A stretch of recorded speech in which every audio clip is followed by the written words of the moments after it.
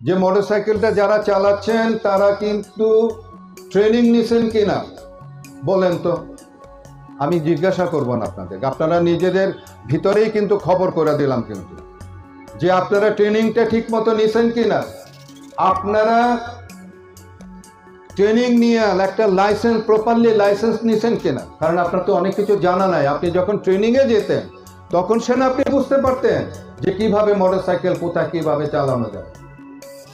আপনাদেরকে একটা ঘটনা বলি, আমি অনেক সময় বলি যে আমাদের মা বোনদের নিয়ে যে যারা মোটরসাইকেল চালান, আমাদের মা বোনরা সাধারণত এক সাইড হয়ে বসে। কিন্তু কালকেই আমি ভিডিও একটা দেখলাম, ওই ভদ্রলোক তার ওয়াইফরে শুধুমাত্র বসাইছে, বসে একটা টান দিছে, মহিলা পড়ে গেছে, যে অনেক দূর চলে গেছে। তারপরে লোকজন গিয়ে এই মহিলারে উঠাইছে, তখন আইসা আবার তারে উঠাইছে।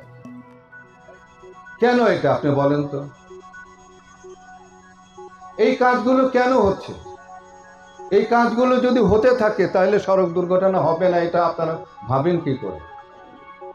আপনি যে শিক্ষিত, আপনি যে মোটরসাইকেল চালাইতেছেন, আপনি কি মানেন? আপনি কি ভালো?